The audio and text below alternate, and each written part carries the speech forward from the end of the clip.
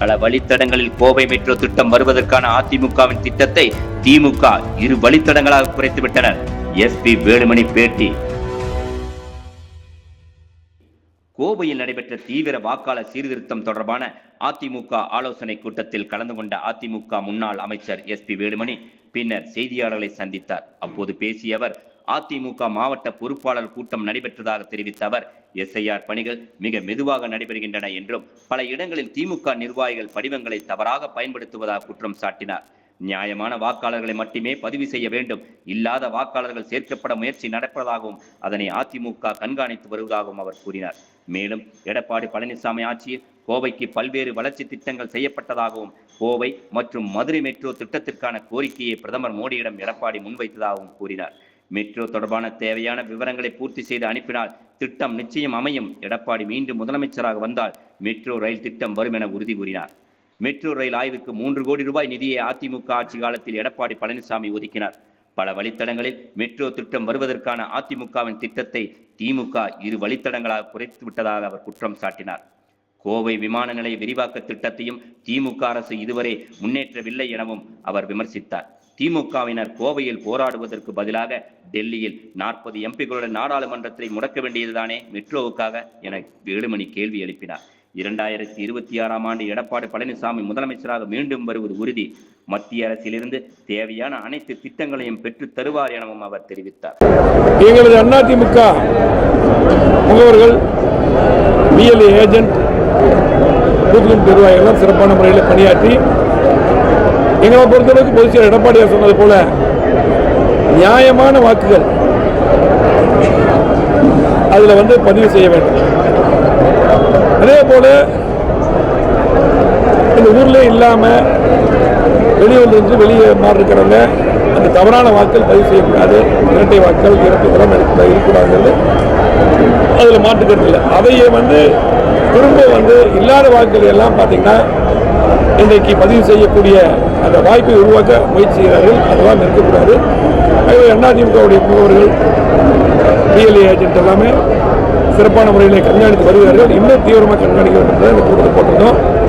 இந்த கோவை மாவட்டத்தை பொறுத்தளவுக்கு அதிமுக ஆட்சியில் எடப்பாடியார் முதலமைச்சராக இருக்கும்போது தான் இத்தனை பாலங்கள், அவனாசிபுரம் இருக்கிற பாலம், திருச்சியோட பாலம், புக்கோட பாலம், அத்தனை பாலங்களும் கொடுத்தது அந்த எடப்பாடியார். அது மட்டுமல்ல, இந்த ஸ்மார்ட் சிட்டி, அதே போல இன்றைக்கு பார்த்தீங்கன்னா கூட்டுக்குடி திட்டங்கள், அதிகமான கூட்டுக்குடி திட்டம், அதே போல அரசு மருத்துவமனை மேம்பாடு, கலெக்டர் பில்டிங், வருவாய் கோட்டங்கள், இப்படி சொல்லிட்டே போகலாம். ஏர்போர்ட் விரிவாக்கம், மத்திய வருவாய் திட்டம் என்று மிகப்பெரிய வளர்ச்சி, 50 ஆண்டு காலத்தில் இல்லாத வளர்ச்சியை அம்மா அவர்களும் அதுக்கு பின்னால் முதலமைச்சர் எடப்பாடியார் அவர்களும் அந்த திட்டங்களை பூரா கொடுத்தார். எடப்பாடி முதலமைச்சர் பின்னால் நேரடியாக கோவைக்கு அத்தனை திட்டங்களை கொடுத்தார்கள். மெட்ரோ ரயில் திட்டத்தையும் அறிவித்து 3 கோடி ரூபாய் ஜெயிக்கா மூலமாக நிதி வைக்கிறது எடப்பாடியார். இப்போ கூட எந்த மத்திய அமைச்சராக இருக்கோம் கூட பார்த்தீங்கன்னா, நான் இருக்கும் பொழுது கடல் நீரை குடிநீர் திட்டம் சென்னைக்கு 400 MLD கிட்டத்தட்ட சுமாராக ஒரு 6800 கிட்டத்தட்ட 7000 கோடி நம்ம அதை அனுப்பிவிட்டோம். எங்களுக்கு வேணும்னு சொல்லி போட்டு எல்லாமே பார்த்தீங்கன்னா ஃபைல் அனுப்பினோம். நாங்கள் நேராக போய் எல்லா டிபார்ட்மெண்ட்லையும் நாங்கள் போனோம். பிஎம் பண்ணி கொடுத்தோம். எல்லாமே டிபார்ட்மெண்ட் மினிஸ்டர் பார்த்தோம். எடப்பாடியார் அது கடுமையான முயற்சி எடுத்தார். அப்போ கூட பார்த்தீங்கன்னா ஒரு இடத்துல ஆந்திராவுக்கு பெரிய வச்சு அதுக்கு திரும்ப பேசி கண்டிப்பாக இங்கே முக்கியத்துவத்தை எடுத்து சொல்லி இங்கே வாங்கிட்டு இன்னைக்கு பார்த்தீங்கன்னா அந்த வேலை நடந்தது. ஆகவே எந்த ஒரு ஃபைல் அதை பற்றி நம்ம எடுத்து அனுப்புறது பார்த்தீங்கன்னா, இங்கே இப்போவே பார்த்தீங்கன்னா இவங்க அனுப்புறது 2011 மக்கள் தொகை கணக்குகள் அனுப்பியிருக்காங்க. நம்ம இன்னைக்கு 2020 மக்கள் தொகை கணக்கெடுப்பை பற்றி சொன்னால், இந்த கொடி போட்டு அனுப்புனா திருப்பி அதை நிவர்த்தி பண்ணி எப்படி கண்டிப்பாக வேணும், நீங்கள் மற்ற மாநிலத்துக்கு கொடுத்துருக்கீங்கன்னு சொல்லி போட்டு அதை சரி பண்ணி வாங்கணும். இன்னைக்கு பிரதமர் வந்தபோது எடப்பாடியார் அவர்கள் பிரதமர் என்ற தெளிவாக சொல்லிட்டார். கண்டிப்பாக கோவைக்கு மதுரைக்கு மெட்ரோ ரயில் வேண்டும் என்று நேரடியாக அவர்கிட்ட பேசி மனுவை கொடுத்து விட்டார். 2026 எடப்பாடியார் முதலமைச்சராக வந்த உடனே கண்டிப்பாக மெட்ரோ ரயில் கோயம்புத்தூர் கொண்டு வருவோம். கோயம்புத்தூர் எல்லா திட்டம் கொண்டு வந்துட்டோம். எடப்பாடி அறிவித்த திட்டம் மெட்ரோ ரயில் கண்டிப்பாக மீண்டும் எடப்பாடியார் முதலமைச்சராக கண்டிப்பாக கொண்டு வரும். அதிக திட்டம் 2 எடப்பாடி அறிவிச்சார். திமுக கடந்து பண்ணல, அதையும் கண்டிப்பாக எடப்பாடி கொண்டு வருவோம். அதே போல எடப்பாடியார் அவர்கள் பாரத பிரதமர் பார்த்தீங்கன்னா இங்க இருக்கக்கூடிய தொழில் கூட்ட அமைப்புகள், பொதுமக்கள் இங்க இருக்கக்கூடிய பிரச்சனைகளை போல நிறைய சொன்னாங்க. விவசாயம் அதையெல்லாம் மனுவாக ரெடி பண்ணி பிஎம் கொடுத்து பிரதமர் கொடுத்து கண்டிப்பாக செய்ய சொல்லி கொடுத்தார். அதில் பார்த்தீங்கன்னா அமெரிக்காவில் இந்திய ஏற்றுமதிகளில் அதிக வரி விதிப்பை சமாளிக்க மாண்பு பாரத பிரதமர் மோடிஜி அவர்கள் நிவாரண தொகுப்பை அறிவித்தார்கள். அதுக்கு ஒரு நன்றி தெரிவித்து 1/9/2025 31/12/2025 வரை காலக்கடன்கள், மூலதன கடன்கள் திருப்பி செலுத்த 15 மாதங்களாக நீட்டிக்க வேண்டும் என்ற கோரிக்கையை கொடுத்திருக்காரு. 2 இலக்க HSN குறியீடுகள் 61, 62, 63, 94 இதன் கீழ் வரும் ஏற்றுமதியாளர்களுக்கு ஆதரவாக உள்ளது. இந்த பட்டியலில் 14/11/2025 RBI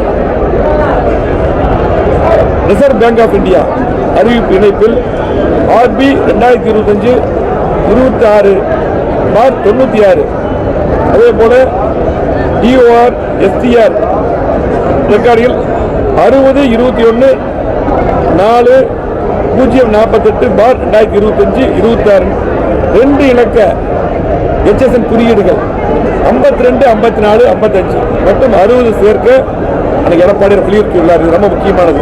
இது பார்த்தீங்கன்னா நூற்பு, நெசவு, விசைத்தறி, பின்னல் மற்றும் பதப்படுத்தல் பிரிவுகள் இதில் பயனடையும். இதையும் பிரதமர் எடப்பாடி கொடுத்தார். இயற்கை வேளாண் விவசாயத்தில் விளைபொருட்களின் உற்பத்தி திறன் குறைவாக உள்ளது. விற்பனை விலையில் வித்தியாசம் இல்லை. இயற்கை விவசாயத்துக்கு தேவையான இடுபொருட்கள், மண்புழு, வேப்ப முன்னாக்கு நுண்ணுயிர்கள் அதிக மானியம் வழங்க வேண்டும் என்று மத்திய அரசை வலியுறுத்தி எடப்பாடியார் இதையும் அந்த மண்ணில் சேர்த்திருக்கிறார். கோவை, தென்னை, தக்காளி, ஈரோடு அதே போல கோவைக்கு பார்த்தீங்கன்னா தென்னை, தக்காளி, ஈரோடுல மஞ்சள், அதே போல தருமபுரி, கிருஷ்ணகிரி மாம்பழம், டெல்டா பகுதியில் நெல், கடலூர்ல கரும்பு, முந்திரி என அந்தந்த மாவட்டத்தில் உற்பத்தியாகும் விவசாய விளைபொருட்களுக்கு உரிய மானியம் கிடைக்க வேண்டும் என்று அதுக்கு நடவடிக்கை கோரிக்கையும் எடப்பாடி செய்யப்பட்டார்.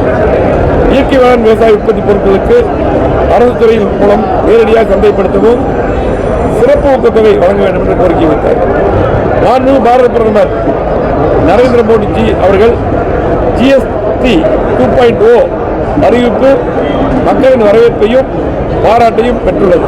அதுக்கு நாங்கள் மத்திய நிதியமைச்சர் வரும்போது அவங்ககிட்டயே நன்றி சொன்னாங்க. இங்க இருக்கிற நம்முடைய தொழிலாளர்கள், தொழிற்சாலைகள் நன்றி சொன்னாங்க. அதில் பார்த்து டிராக்டர்கள் மற்றும் விவசாய உபகரணங்களுக்கு GST 5% குறைக்கப்பட்டுள்ளது. அதே போல விவசாய பயன்பாடு மற்றும் வீட்டு மோட்டார் பம்பு செட்டுகளுக்கு டிராக்டர் அதிகமாக தயார் பண்றாங்க. GST வரி விதிப்பு 18% 5% குறைக்க வேண்டும் என்று எடப்பாடியார் அவர்கள் PM கோரிக்கை கொடுத்திருக்காரு. அதுல பம்ப் செட்டுகளை விவசாய இயந்திர உபகரணங்கள் பட்டியலில் சேர்க்க வேண்டும் என்று சொல்லியிருக்காங்க. ஆகவே இன்ஜினியரிங் ஜாப்பர்ஸ் GST தற்போது 18% உயர்ந்தது. இதையும் 5% குறைக்க வேண்டும் என்று எடப்பாடியார் இந்த கோரிக்கையும் PM வச்சாரு. இதுல MSMEக்கு ரொம்ப உதவியாக. அதே போல மறுசுழற்சி பிளாஸ்டிக் கழிவுகளுக்கு 18% GST-யை 5% குறைக்க வேண்டும் என்று உற்பத்தி செய்யப்படும் பொருட்களுக்கு 18%, அதாவது பிளாஸ்டிக் உற்பத்தி செய்யும் பொருட்களுக்கு 18%-ஐ 5% குறைக்க வேண்டும் என்ற கோரிக்கையும் எடப்பாடியார் அவர்கள் PM வச்சாங்க. சுற்றுச்சூழலை பாதுகாக்கும் பேப்பர் பைகள், கவர்கள் உற்பத்தி மூலப்பொருட்களுக்கு அதில் 18% GST-யை 5% குறைக்கும். ஏன்னா அதிலிருந்து தயாரிக்கும் பொருட்களுக்கு 18% 5%. ஏன்னா பிளாஸ்டிக் ஒழிக்கிறோம், அதுக்கு பதிலாக தயாரிக்கப்படும் பொருட்களுக்கு 5% பணம் சொல்லியிருக்காங்க. அதே போல கோயம்புத்தூர் சர்வதேச விமான நிலைய விரிவாக்கம் எடப்பாடியார் பார்த்தீங்கன்னா சீஃப் செக்ரட்டரி அனுப்பி நிதி ஒதுக்கி நான் தான் அமைச்சராக இருந்தேன், வேண்டெல்லாம் எடுத்து கொடுத்து இந்த ஆட்சியே முடிய போகுது. இது வேலை ஒன்றும் பண்ணல. மத்திய அரசாங்கம் பேசுகிறோம், பண்ணுறோம். இந்த நிலத்தை பார்த்தீங்கன்னா நாங்களே தான் வச்சுருக்கோம். இந்த நிலத்தை நாங்கள் ஒப்படைக்க மாட்டோம். லீஸ் பண்ணி கொடுப்போம் இப்படியே சொல்லி ஓட்டிட்டாங்க. அதை வந்து உடனடியாக விரிவாக்கம் பண்ண சொல்லி அந்த கோரிக்கையும் இன்னைக்கு எடப்பாடி வைத்தார். அதே போல கோயம்புத்தூர் ரயில் நிலையம் முதல் ராமேஸ்வரம் வரை இயக்கப்பட்ட ரயில் சேவை நிறுத்தப்பட்டதை மீண்டும் இயக்கவும், அதாவது மீட்டர் கேஜ் ரயில் பாதை அகர ரயில் பாதையாக மாற்ற இந்த கோரிக்கையும் வைத்தாங்க எடப்பாடியார் பிஎம். கோவை ரயில் நிலையத்திலிருந்து இரவு நேரம் 22 அதே போல 22:30 மணிக்கு புறப்பட்டு அதிகாலை 5:30 மணிக்கு பெங்களூர் சென்றடையும் வகையில் புதிய ரயில் இயக்கவும் புதிய ரயில் கேட்டு கோரிக்கை வச்சாங்க. தற்போது கோவையிலிருந்து இரவு ரயில் சேவை இல்லை, கேரளாவில் மட்டும்தான் இருக்குது. கோயம்புத்தூர்லையும் வேணும்னு சொல்லி கோரிக்கை வச்சாங்க. ஆகவே இவ்வளவு கோரிக்கைகளை பிரதமர் அவர்கள் இந்த நிகழ்ச்சிக்கு வரும்போது கூட தமிழ்நாட்டு மக்கள் மேல், கோவை மாவட்ட மக்கள் மேல் அக்கறையாக முன்னாள் முதலமைச்சர், வருங்கால முதலமைச்சர் எடப்பாடியார் அவர்கள் இவ்வளவு கோரிக்கை உடனடியாக பாரத வச்சாங்க. எடப்பாடியார் பொறுத்தவரைக்கு எந்த கோரிக்கை வச்சாலும் அதை செய்து காட்டுவாங்க. தெரியும், முதலமைச்சர் இருக்கும்போது மெட்ரோ ரயிலுக்கு செகண்ட் டேருக்கு 63,000 கோடி வாங்கினார். அதே போல அனைவருக்கும் வீடு கட்டும் திட்டத்தில் மற்ற மாநிலங்கள்லாம் கட்டப்படாத வீடை கூட தமிழ்நாட்டுக்கு வாங்கி கொடுத்தார். அதே போல பாத்தீங்கன்னா கோதாவரி காவிரி இணைப்புக்கு மிகப்பெரிய முயற்சி எடுத்தாங்க. அதே போல வளந்தாய் காவேரி திட்டத்தை அறிவிக்க வச்சார். பரமிக்குள ஆலியார் திட்டத்துக்கு கமிட்டி போட்டார். ஆகவே எடப்பாடியார் இருக்கும். அதே போல கடல்நீரை கூட்டுக்குடிநீர் திட்டம், குடிநீர் தயாரிக்கக்கூடிய திட்டத்தை நிதியை வாங்கி கொடுத்தார் மத்திய அரசு. ஆகவே எடப்பாடியார் இருக்கும் போது அதிகமான திட்டங்கள். அதே போல உள்ளாட்சிக்கு மானியம் தேர்தல் நடத்தாத போது நிறுத்தி வச்சாங்க. அதை கூட பேசி அதுக்கும் அதையும் வாங்கி கொடுத்தார். எடப்பாடியார் எந்த முயற்சி எடுத்தாலும் கண்டிப்பாக மத்திய அரசு வாங்கி தருவார். 2026 எடப்பாடி முதலமைச்சர் வருவது உறுதி. கண்டிப்பாக மத்திய அரசு தேவையான திட்டங்களை எல்லாம் இங்கே வாங்கி தருவது உறுதி என்று கூறி,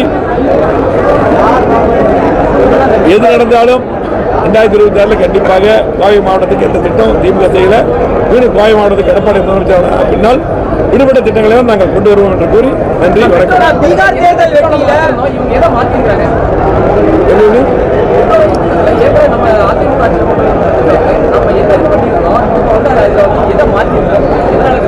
மெட்ரோ ரயில் திட்டம் வந்து நாங்கள் எல்லாருமே சட்டமன்ற உறுப்பினர் நாங்கள் எல்லாம் வந்து பொதுமக்கள் எல்லாருமே கோரிக்கை வச்சோம் எடப்பாடியார் இருக்கும்போது. அப்போ வந்து அதை வந்து ஆய்வு செய்து கோயம்புத்தூர்ல தான் அறிவிச்சார். திட்டத்தை அறிவிச்சு ஜெயிக்க மூலமாக ஆரம்பகிட்ட செடிக்கு 3 கோடி நிதியை வழங்கினார்கள். அதில் வந்து நம்ம எல்லா வழித்தடத்திலையும் இப்போ நம்ம அறிவிச்சோம். இவங்க 2 வழித்தடத்தில் மட்டும் எடுத்து அனுப்பியிருக்காங்க.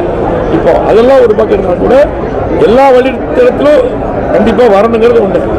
அதே போல இவங்க எந்த குறையும் இதாக இருந்தாலும் கொரிஸ் வந்து எந்த ஃபைல் போனாலும் அதை வந்து ஏதாவது ஒரு கொரிஸ் போட்டு அனுப்புவாங்க.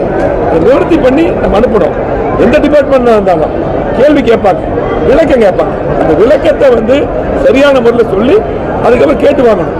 அதுக்கு தான் வந்து பார்த்தீங்கன்னா 39-40 MP நாங்கள் இருக்குன்னு சொல்கிறாங்க. பூரா நாளாக ஜெயிச்சிருக்கேன். அதை போய் அங்கே தான் கேட்டு வாங்கணும். அதை வச்சுட்டு இன்னைக்கு போராட்டம் இங்கே பண்ணிட்டு இருந்தால் எப்படி தெரியா இருக்கும். ஆகவே நீங்கள் இவ்வளவு நாள் டிலே பண்ணது தப்பு. சரியான பாப்புலேஷன் போட்டு அனுப்பல, சரியாக அனுப்பணும். ஆகவே நீ மத்திய அரசு அங்கே போய் போராடுங்க, பாராளுமன்றத்துக்கு முடக்குங்க, அதான் சரியா இருக்கும். எடப்பாடியார் கூட அதான் சொன்னார். நன்றி.